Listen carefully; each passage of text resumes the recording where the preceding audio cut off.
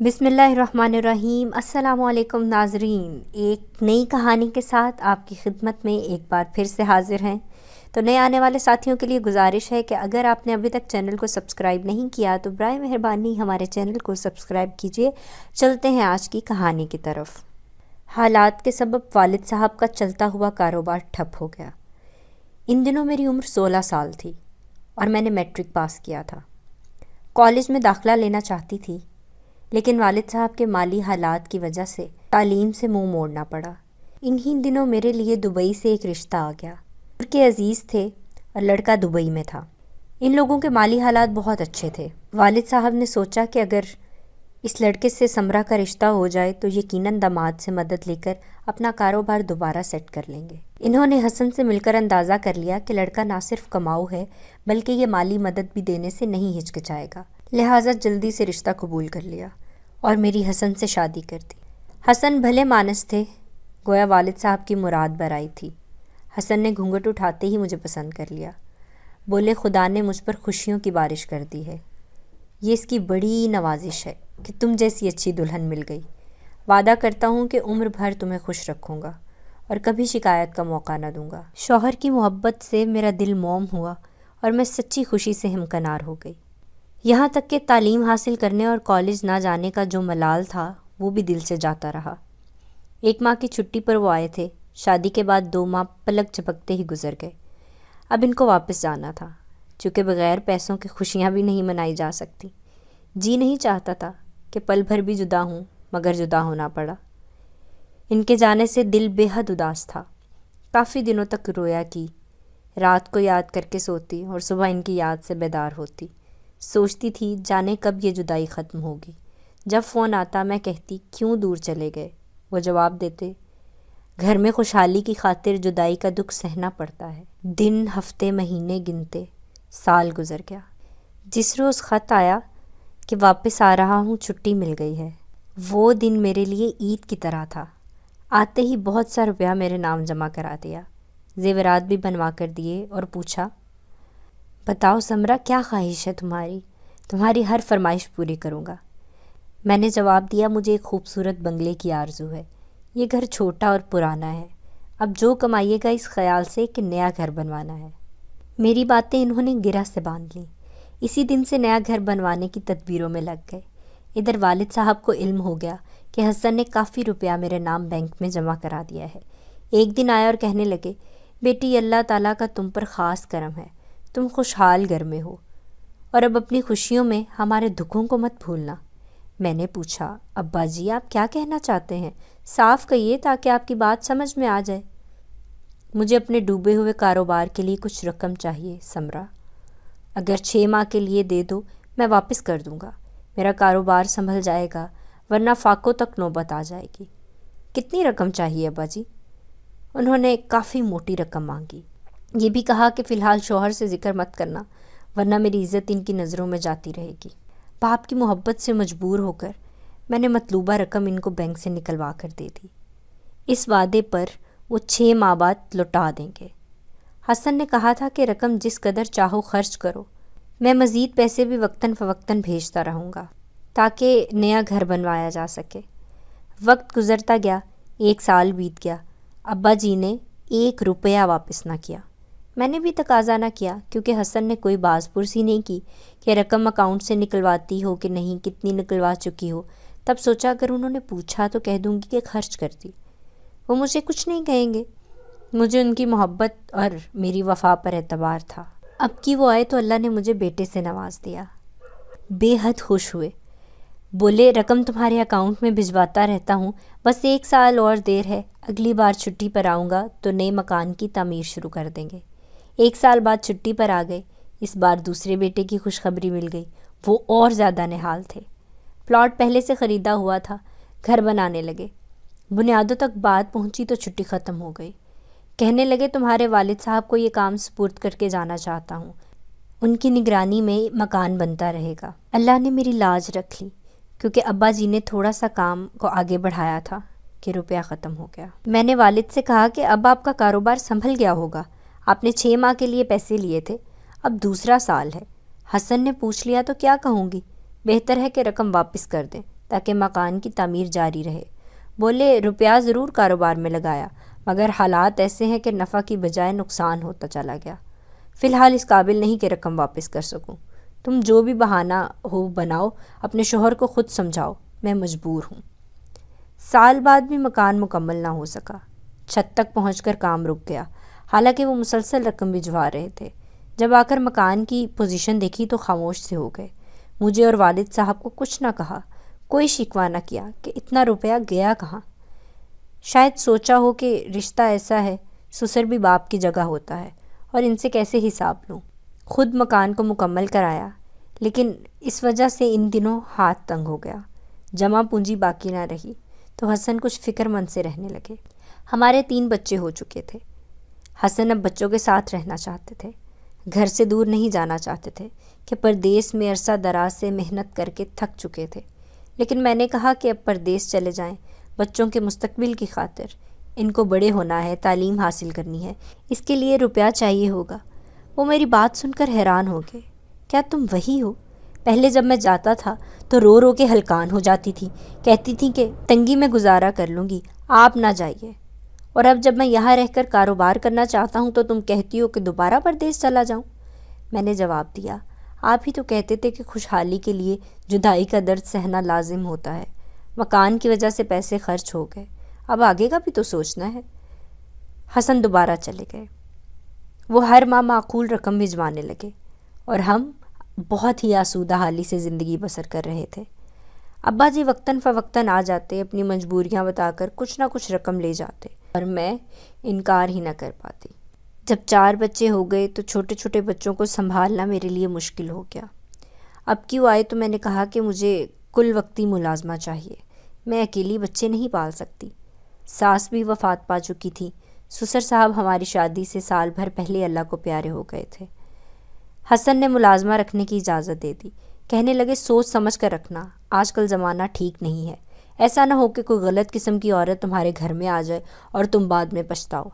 میں نے کئی کام کرنے والی عورتوں سے کہہ رکھا تھا کہ کوئی ایسی لڑکی بتاؤ جو دن رات میرے پاس رہے، میں معقول تنخواہ دوں گی۔ میرے پاس ایک عورت آیا کرتی تھی، وہ گھر کی صفائی اور برتن دھو کر چلی جاتی تھی۔ اس کی بہت منت کی تو وہ کہنے لگی کہ میری ایک یتیم بھانجی ہے، میرے پاس رہتی ہے، گھر سنبھالتی ہے، تو میں گھروں میں کام کرنے جاتی ہوں، اس کو لے آتی ہوں، آپ دیکھ لیں، ٹھیک لگے تو رکھ لیں، 10,000 روپے ماہانہ لوں گی۔ یہ تنخواہ بہت زیادہ تھی، لیکن میں مجبور تھی۔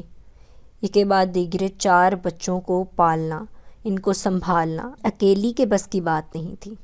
میری کام والی اپنی بھانجی کو لے آئی۔ یہ 16-17 برس کی نہایت حسین لڑکی تھی۔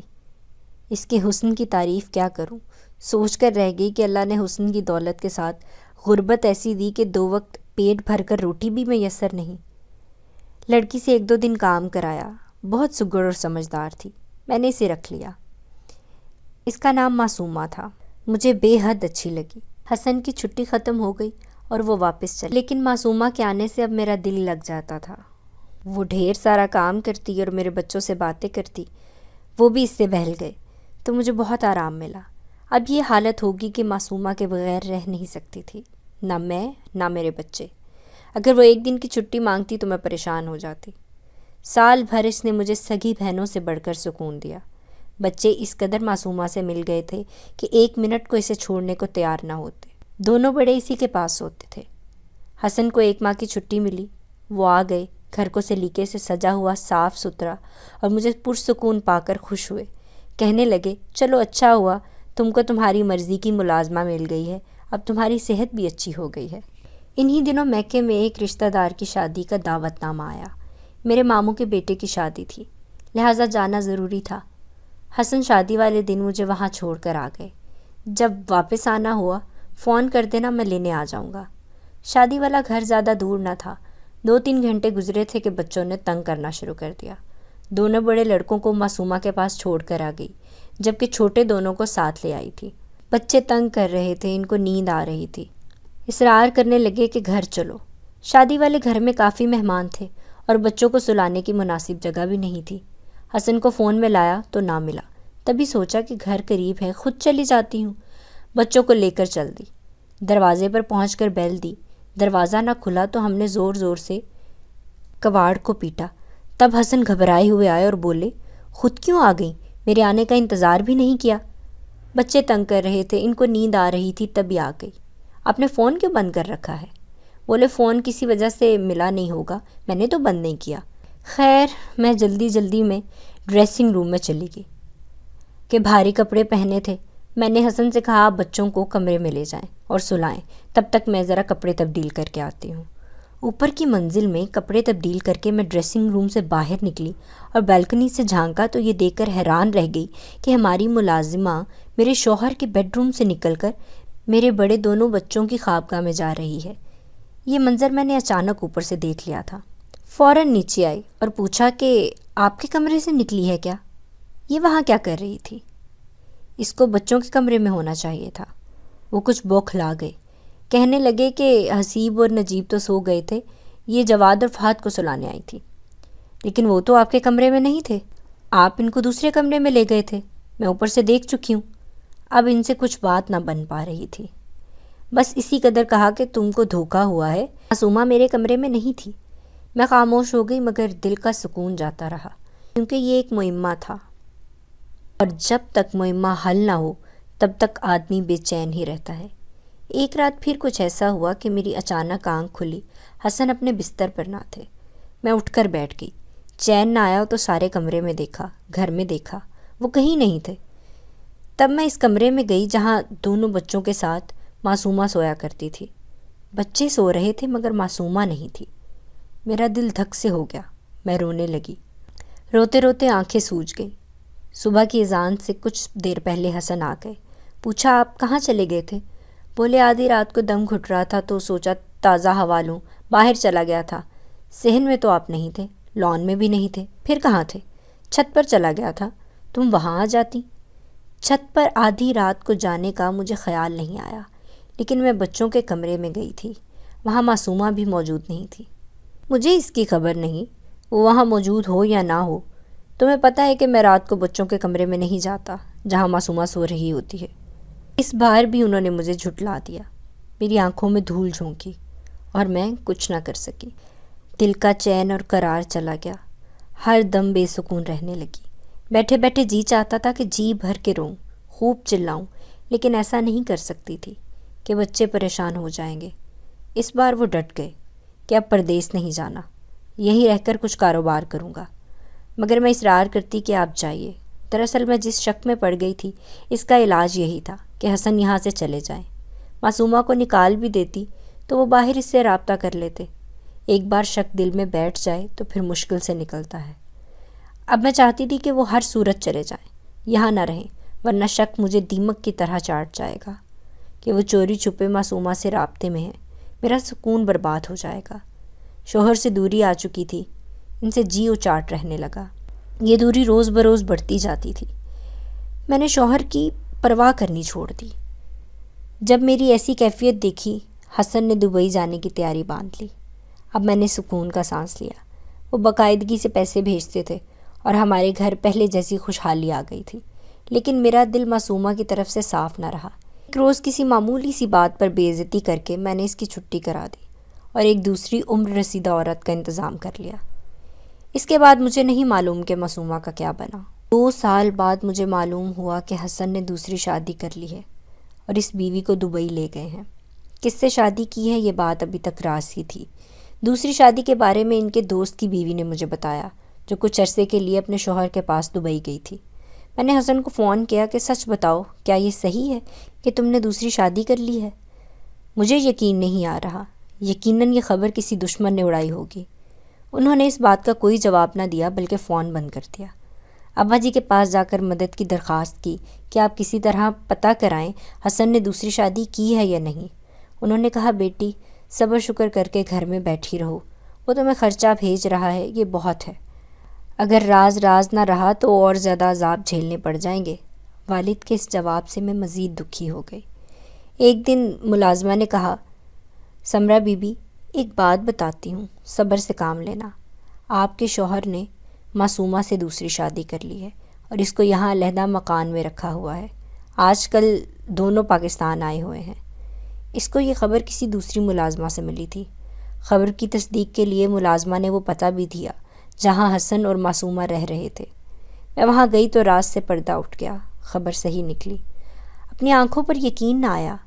والد صاحب نے صحیح کہا تھا کہ راز سے پردہ اٹھ گیا تو عذاب زیادہ بڑھ جائیں گے۔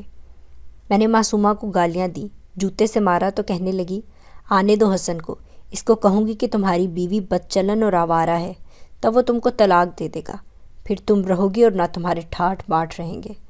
میں سمجھی کہ ویسے ہی بک رہی ہے، 4 بچوں کی ماں کو طلاق دلوانا کون سا آسان کام ہے۔ اصل قصہ یہ ہوا کہ جب ملازمہ نے بتایا کہ فلاں جگہ حسن اور معصومہ رہتے ہیں تو وہ پتہ اور جگہ میں اکیلے ڈھونڈنے سے قاصر تھی۔ تبھی میں نے محلے کے ایک دکاندار سے درخواست کی کہ وہ میرے ساتھ چلے۔ میں اسے بھائی کہتی تھی۔ میری التجا پر وہ بیچارہ میرے ساتھ آ گیا۔ تبھی معصومہ نے حسن کو کہا کہ سمرہ تو مسعود دکاندار کے ساتھ گھومتی پھرتی ہے۔ حسن گھر آئے اور پوچھا، کیا تم مسعود دکاندار کے ساتھ کہیں گئی تھی؟ میں نے خوف سے انکار کر دیا کہ میں کبھی اس کے ساتھ کہیں نہیں گئی۔ پھر وہ مسعود کے پاس گئے اور یہی سوال اس سے کیا تو مسعود بھائی نے کہا کہ ہاں، آپ کی بیوی نے مجھ سے منت کی تھی کہ میرے ساتھ فلاں جگہ چلیے، کسی کا پتہ تلاش کرنا ہے۔ میں ان کو بہن کی طرح سمجھتا ہوں، ان کی منت کرنے پر ساتھ چلا گیا۔ حسن نے اس کو تو کچھ نہ کہا، مگر گھر آ کر کہا، تم نے مجھ سے جھوٹ بولا ہے، جبکہ تم ایک غیر آدمی کے ساتھ گھومتی پھرتی ہو۔ اس شخص نے سچ بتا دیا۔ پھر تم اگر اس کو بھائی سمجھتی ہو تو جھوٹ کیوں بولا؟ کیوں مجھ سے چھپایا؟ بس اسی بات پر انہوں نے مجھے طلاق دے دی۔ میں سوچ بھی نہیں سکتی تھی، جس شخص نے مجھ سے اتنی محبت کی وہ مجھے یوں طلاق دے دے گا۔ مجھے حسن پر اندھا اعتماد تھا، مگر ایک ملازمہ کے اس نے حسن کا دل مجھ سے پھیر دیا۔ وہ جیت گئی اور میں ہار گئی، اور یوں میرا ہنستا بستا گھر اجڑ گیا۔ میرے بچے بھی مجھ سے جدا ہو گئے۔ والد صاحب کی رقم لوٹانے کی نیت نہ تھی تو میرا ساتھ نہ دیا۔ خدا جانے مجھ سے کیا خطا ہوئی کہ میں اتنی بڑی سزا کی مستحق ٹھہری۔ طلاق کے بعد والد کے گھر میں پناہ لی۔ یہاں کوئی تکلیف نہیں ہے، مگر دل کے سکون کو ترستی ہوں۔ ناظرین، یہ تھی آج کی کہانی۔ اگر آپ کو ہماری کہانی پسند آئی ہو تو اسے لائک کیجئے، شیئر کیجئے اور کامنٹ باکس میں اپنی رائے کا اظہار ضرور کیجئے۔ اگلی کہانی تک کے لیے مجھے اجازت دیجئے۔ اللہ حافظ۔